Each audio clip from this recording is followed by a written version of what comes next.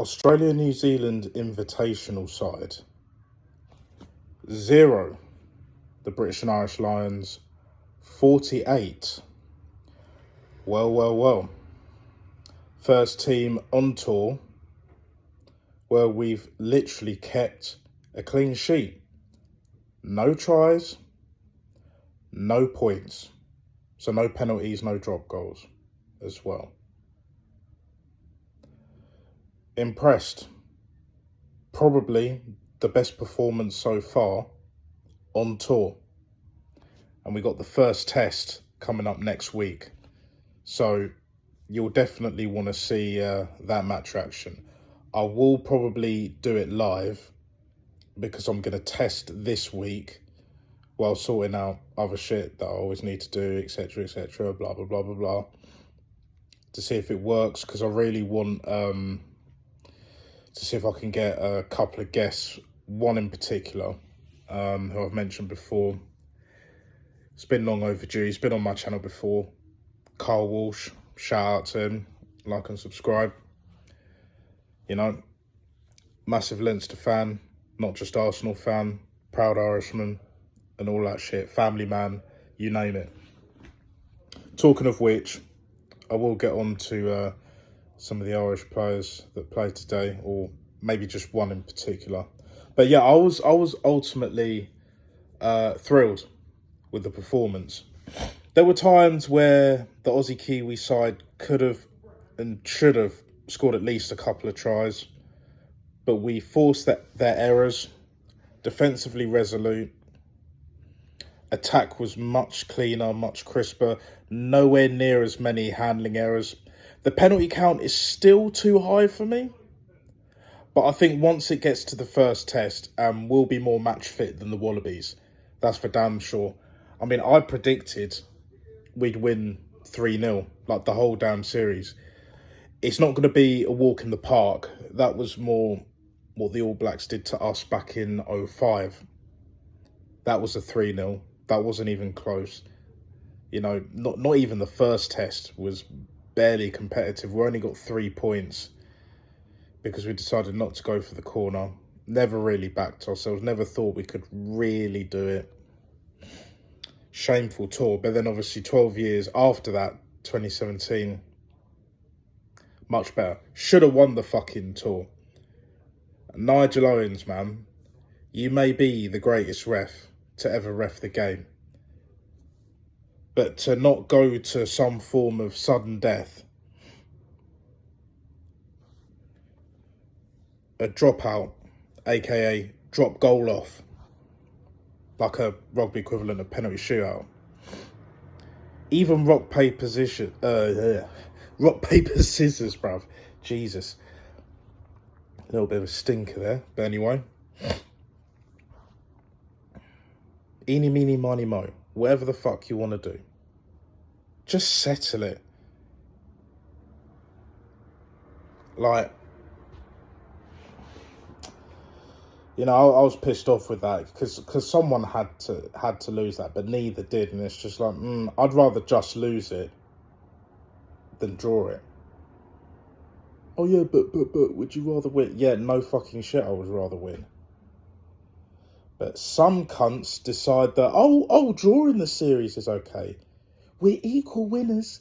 It's a 50-50 partnership. Yay!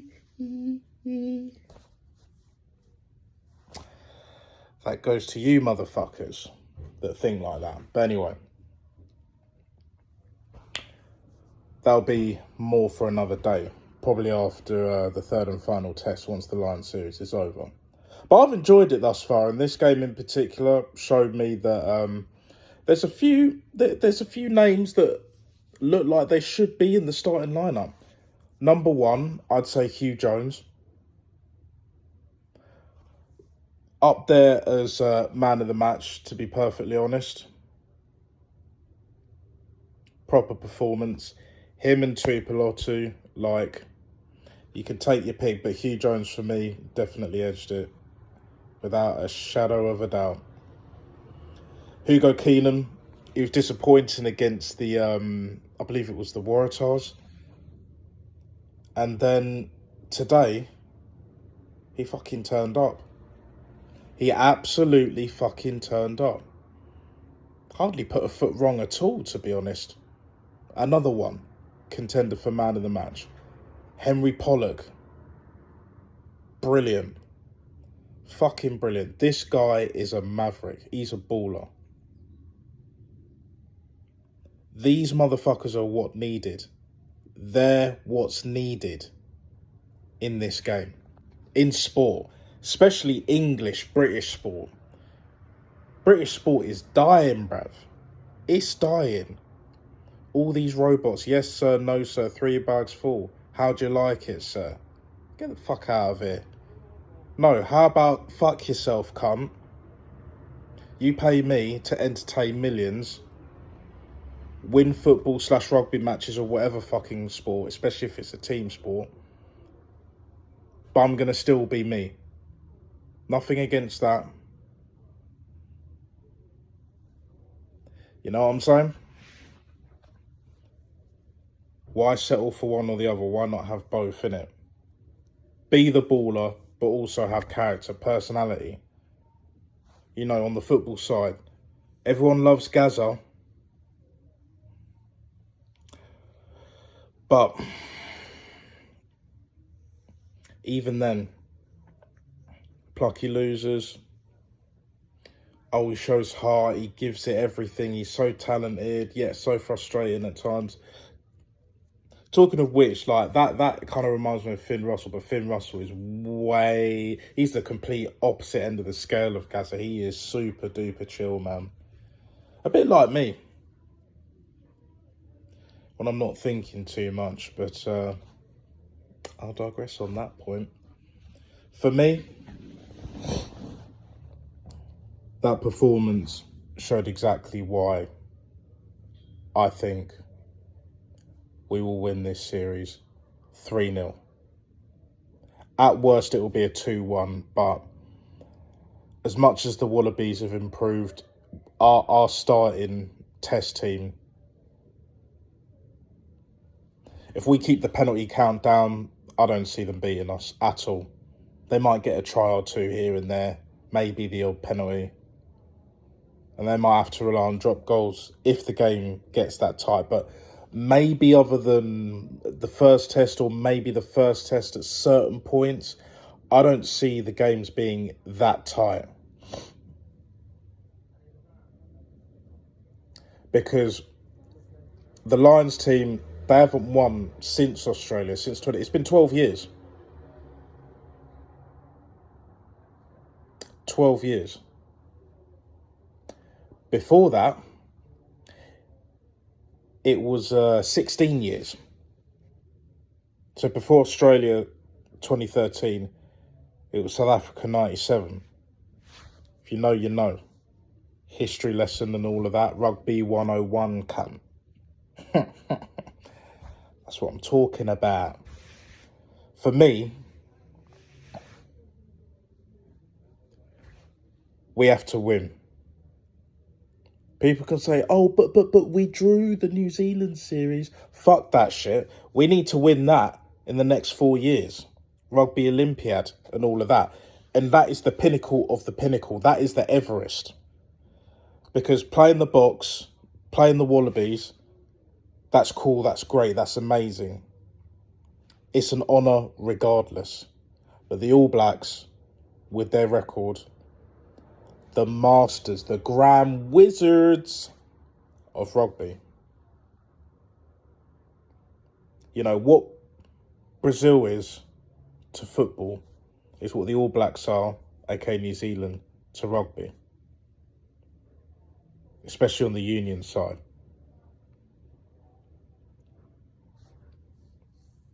They're something else.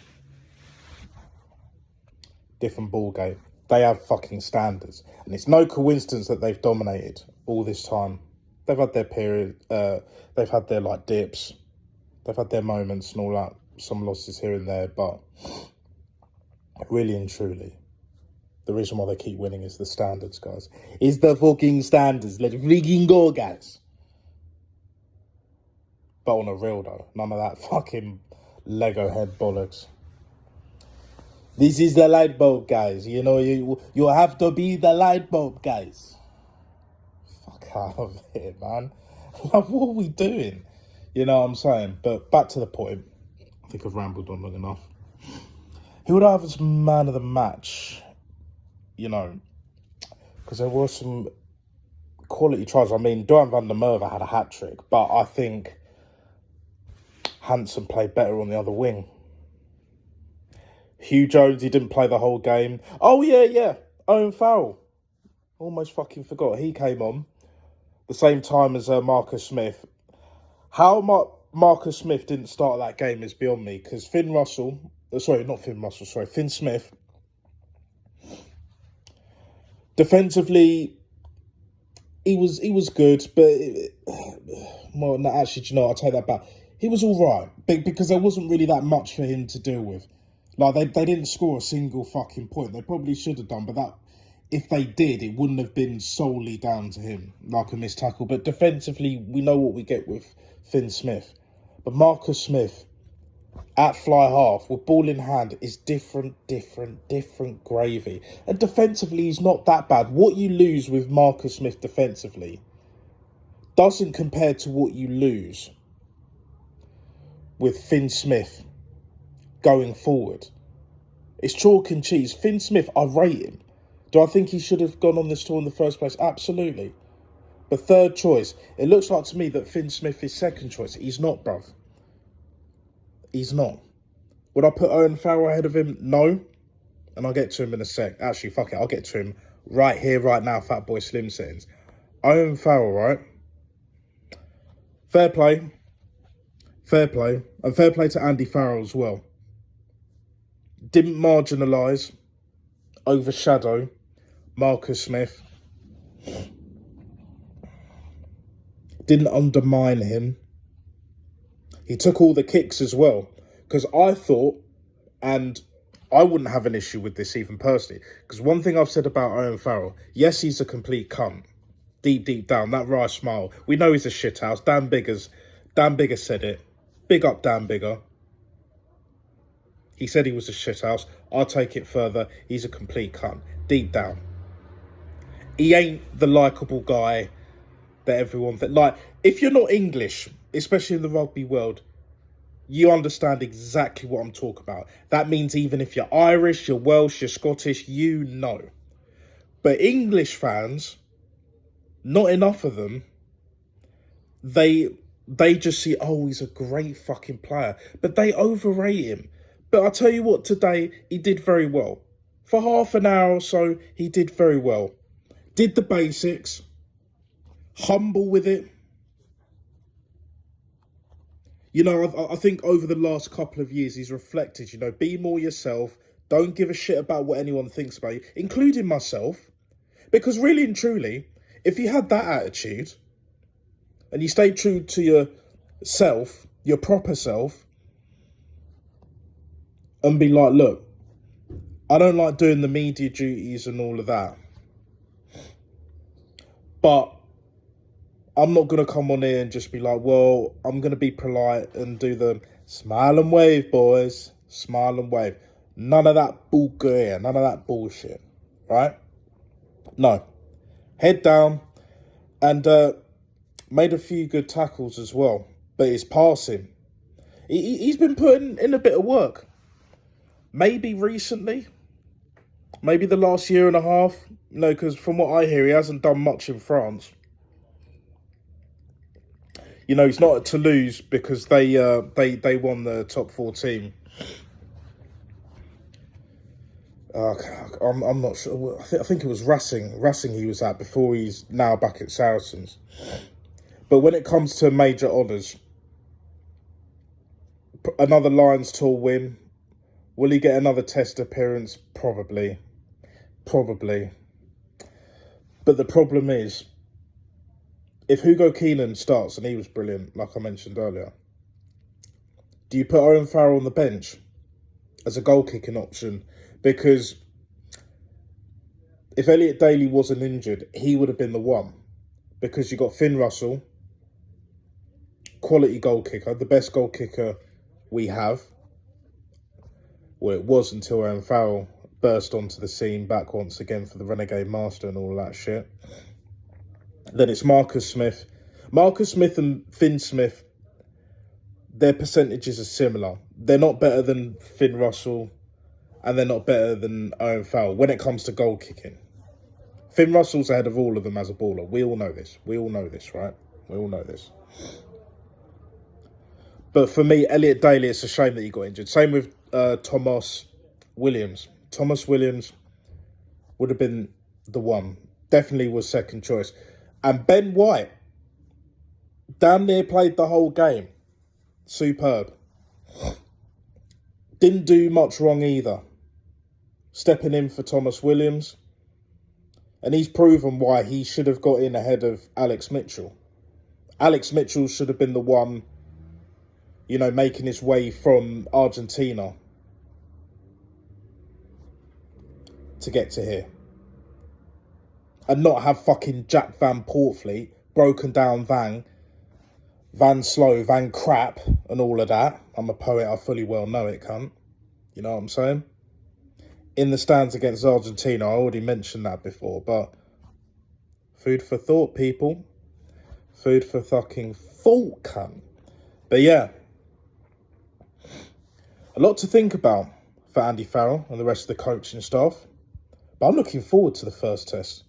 I really am looking forward to the first test. Because I saw the highlights. The Wallabies against Fiji. I wasn't impressed. And Fiji beat Scotland today. I haven't seen the game. I'll check out the highlights later. Same with the England game. The box. And... oh no, I saw the All Blacks against the French. The French should have picked their strongest squad. Fit and available. You know what I'm saying? What Marshy was saying, Justin Marshall, Mills Miliaina and Jeff Wilson on the New Zealand Sky Sports side. I agree with them fully. Pick your best team. Because when they come to our shores, when they come to the Northern Hemisphere, they pick their best team. For the most part. Especially if it's on form and that. There might be a few names here and there that's like, he's on form, but you could probably bring someone better for the experience. But yeah, but the French think that they're at that level. Like, you haven't won a Rugby World Cup.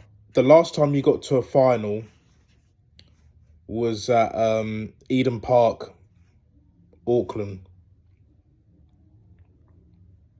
When New Zealand won their second Rugby World Cup. From 87 to 2011, what was that? 24 years. First since the very first one. 24-year wait. And then they won it back-to-back when it was hosted here. Twickenham, bruv. You know what I'm saying? But really and truly, it's all about the Lions, bruv. It's all about the Lions. I will at some point do some Arsenal transfer news. But the Okerez deal, Diver in FC, same old shit. Madwake, the Tippity Top Gooners. They're in meltdown. Oh no! Lego Head's mural. Someone put cunt on it. Big up to you, sir or madam. Non-binary unicorn, as Guns would say. What a joker. But yeah, big up to him. Big up to Northside and the rest of the gang and all that shit. But yeah, let me know what you think in the comments below. I know it's a bit of a longer one, but because I've left it a bit later, you deserve it. At some point next week, I will try and test out the StreamYard on my phone. And because I've got a new phone, it should work just fine. I just need to figure out how I'm going to keep it stable. And I want it kind of like landscape view rather than portrait view. You know what I'm saying? Like and subscribe, people. Share if you like. Hit the notification bell so you'll never miss whenever I upload or go live. Live and direct and in full effect, that is. For damn sure. All the best. Have a great rest of the fucking weekend. And, yeah. Peace. Lines. Arteta, hout, bruv.